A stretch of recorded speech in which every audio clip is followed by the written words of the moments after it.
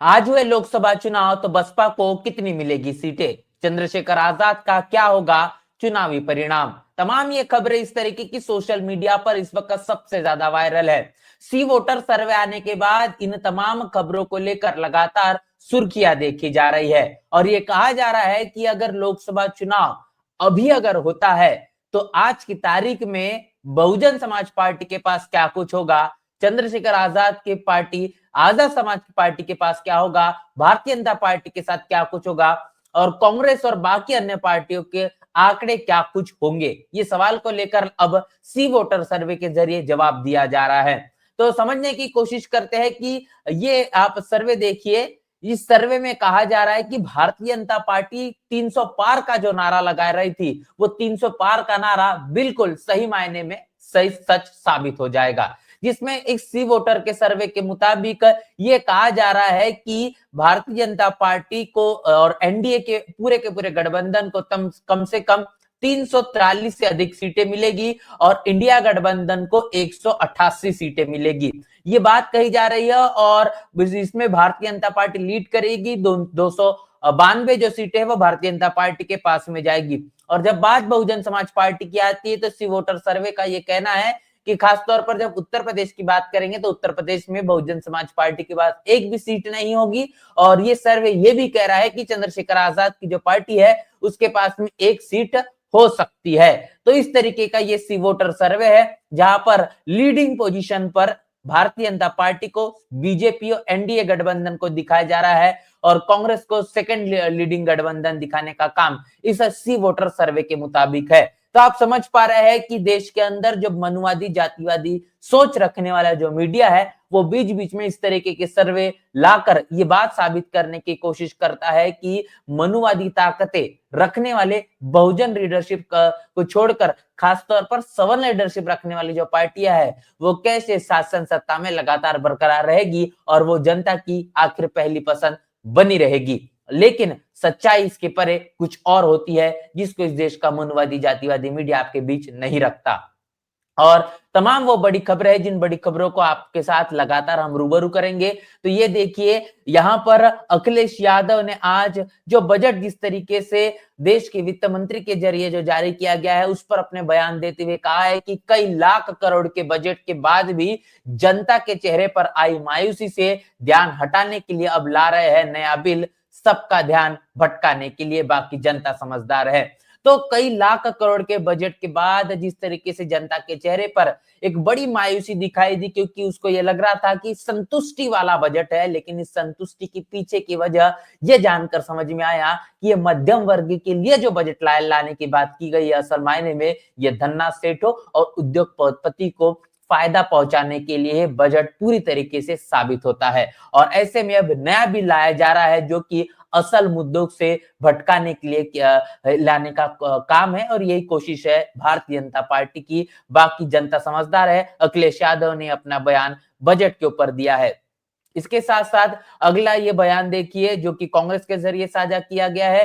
कांग्रेस ने कहा है कि पहले वक्फ बोर्ड मामले में जेपीसी बनाकर नाटक किया गया, उसके बाद फिर विपक्ष की बात अनसुनी कर उससे डिसेंट नोट्स डिलीट किए गए। उसके बाद ये हुआ कि बीजेपी का मकसद देश की प्राइम जगह पर वक्फ बोर्ड की जमीनों को लूटना है और ये सीधे तौर पर अरबपतियों को फायदा पहुंचाने वाली सरकार है। इसलिए हम मजबूती के साथ कह रहे हैं कि जेपीसी बनाने का आखिर मतलब क्या है, लोकतंत्र का क्या मतलब है, जेपीसी की रिपोर्ट में विपक्ष को क्यों नहीं सुना जा रहा, ये सरकार जो करना चाहती है वो बहुत शर्मनाक है। ये बयान दिया गया है राज्यसभा सांसद इमरान प्रतापगढ़ी के जरिए। इमरान प्रतापगढ़ी ने इस पूरे के पूरे मसले को लेकर अपना बड़ा बयान दिया है, जिस बयान को लेकर कांग्रेस ने अपनी प्रतिक्रिया साझा की है। उन्होंने कहा है कि जिस तरीके से जेपीसी बनाने का जो मकसद है वो मकसद आखिर क्या रहता है, जबकि भारतीय जनता पार्टी अपने मुताबिक खासतौर पर पूरे के पूरे माइनॉरिटी समाज को कमजोर करना चाहती है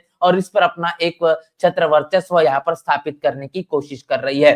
ऐसे में इस मामले पर बता दें कि असदुद्दीन ओवैसी ने भी अपनी प्रतिक्रिया दी। असदुद्दीन ओवैसी ने क्या कुछ कहा है, ये देखिए। असदुद्दीन ओवैसी की प्रतिक्रिया है, जिन्होंने कहा है कि वक्फ अमेंडमेंट बिल पर बैरिस्टर असदुद्दीन ओवैसी ने हुकूमत से सवाल करते हुए कहा है कि वक्फ प्रॉपर्टी में नॉन मुस्लिम को मेंबर आखिर क्यों बनाया जा रहा है, और यह बिल अगर वक्फ बोर्ड प्रॉपर्टी से छीनने के लिए लाया जा रहा है तो इसके अलावा उन्होंने इस बिल को असंवैधानिक भी बताया है। तो साफ तौर पर नॉन मुस्लिम लोगों को इस तरीके से इस पूरे के पूरे प्रॉपर्टी को देना या फिर उनसे ये छीनना, ये बात साबित करता है कि कहीं ना कहीं इस पूरे के पूरे बिल के तहत मुस्लिम तबके को कमजोर करने की, उस उनके पूरे के पूरे इस माइनॉरिटी तबके को कहीं ना कहीं कमजोर, उनका विश्वास कैसे शिथिल किया जाए, इसकी पुरजोर कोशिश सरकार की है। ये साफ तौर पर असंवैधानिक और ऐसा हम बिल्कुल भी किसी कीमत पर नहीं होने देंगे, इसके लिए लगातार आवाज उठाएंगे।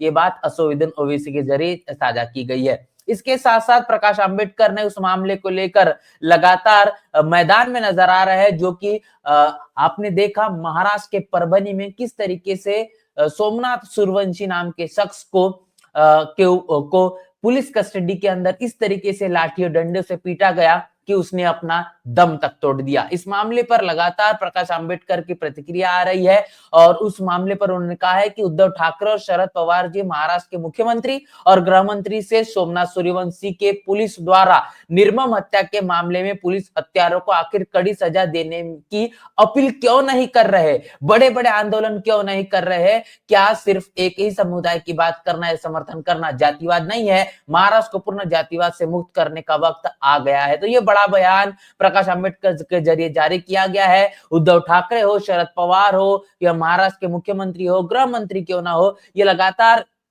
सोमनाथ सूर्यवंशी के जो निर्मम उनकी हत्या हुई है, उनके जो तमाम हत्यारे हैं, इनको आखिर कड़ी सजा देने की क्यों अपील नहीं कर रहे, या आवाज क्यों नहीं उठा रहे हैं। आंदोलन करने के पीछे की इनकी आखिर मनस्थिति क्यों नजर नहीं आ रही।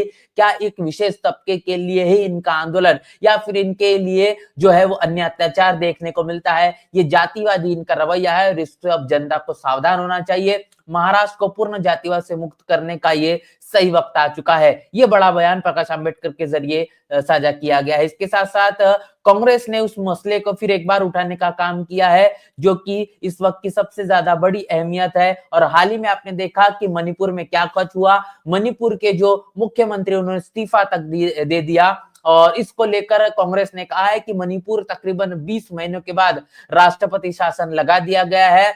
और जो कांग्रेस पार्टी 20 महीनों से लगातार मणिपुर में शांति बहाली के लिए जो आवाज उठा रही थी, लेकिन मणिपुर में राष्ट्रवादी शासन आखिर तब क्यों नहीं लागू हुआ, जब मणिपुर में हिंसा थी, मणिपुर में आम जो आगजनी लगातार भयानक दंश के चलते जो फैल रही थी, 60,000 से ज्यादा लोग विस्थापित हो गए, 300 से ज्यादा लोगों की हत्या हो गई, और महिलाओं के साथ में जो चीजें हुई वो पूरे देश और दुनिया ने देखा। आखिर तब क्यों नहीं इस पूरे के पूरे मसले पर संज्ञान लिया गया है। अब बीजेपी के जो मुख्यमंत्री रहे, जिनके माध्यम से मणिपुर के मुख्यमंत्री पद से इस्तीफा दे दिया गया है, अब राष्ट्रपति शासन लगाया गया है, जबकि गृह मंत्री जो अमित शाह है मणिपुर के हालात संभालने पूरी तरीके से वो नाकामयाब साबित हुए हैं। प्रधानमंत्री मोदी ने दुनिया भर में घूमते रहे, लेकिन मणिपुर जाने के लिए उनकी किसी भी तरीके से उनको पास सुध नहीं थी, समय नहीं था। मणिपुर में यह सब बीजेपी की हुकूमत वाली सरकार बनने के कुछ महीनों बाद ही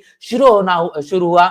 मणिपुर के हालात आज भी उतने ही ज्यादा गंभीर है। ये काफी ज्यादा दुखद है, क्योंकि साफ नरेंद्र मोदी अपनी जिम्मेदारियों से भाग रहे हैं। वो हमेशा से ही ऐसा ही करते हैं। तो ये प्रतिक्रिया जारी की गई है कांग्रेस के माध्यम से। ये एलिगेशन लगाया गया है, आरोप लगाया गया है कि भारतीय जनता पार्टी पूरी तरीके से मणिपुर के हालात को काबू में लाने के लिए नाकामयाब रही है।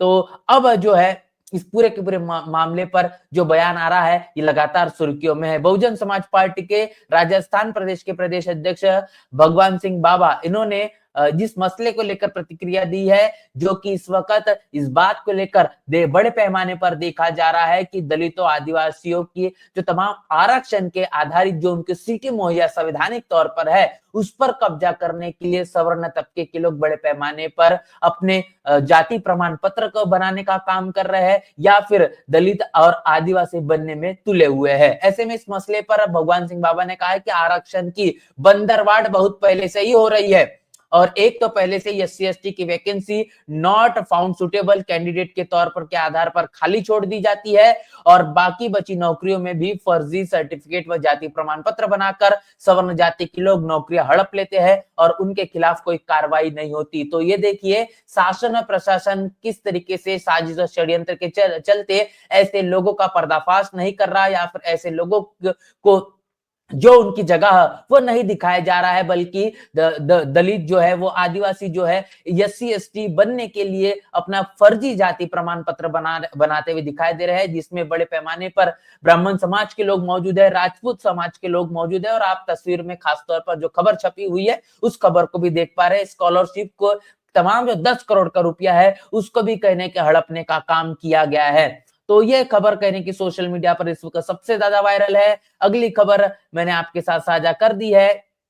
इसके साथ साथ बता दें कि चंद्रशेखर आजाद ने उस जगह पर जाकर अपनी बात को रखा जहां पर संत शिरोमणि रविदास महाराज का जन्म हुआ। उस जन्मस्थली पर जाकर जो कुछ कहा गया है वो देखिए। उनका ये कहना है कि जिनका राजपाट इस देश में होता है, आज उनके बच्चों की मूछें रखने पर हत्या कर दी जाती है, उनके बच्चियों से जुल्म ज्यादती की जाती है। तो आप देखिए कि हालात इस मुताबिक देश के बन चुके हैं। उत्तर प्रदेश की जहां पर योगी आदित्यनाथ की सरकार है, पूरे देश के अंदर कई प्रदेशों में भारतीय जनता पार्टी की सरकार है, बड़े पैमाने पर ये देखने को मिल रहा है कि दलितों आदिवासियों पिछड़ों के साथ इस तरीके का बर्ताव है जो कि जानवरों से भी बदतर है। गुंडाराज अपने चरम सीमा पर है। जंगल राज के चलते अब कहने के दलितों आदिवासियों पिछड़ के मन मस्तिष्क में एक भय का वातावरण निर्माण हो चुका है, जिसका जो विश्वास है शासन और प्रशासन से लगातार उठता हुआ नजर आ रहा है। ऐसे में मूछें रखने पर, घोड़ी चढ़ने पर जो लोग इस देश के अंदर कभी न कभी शासक थे,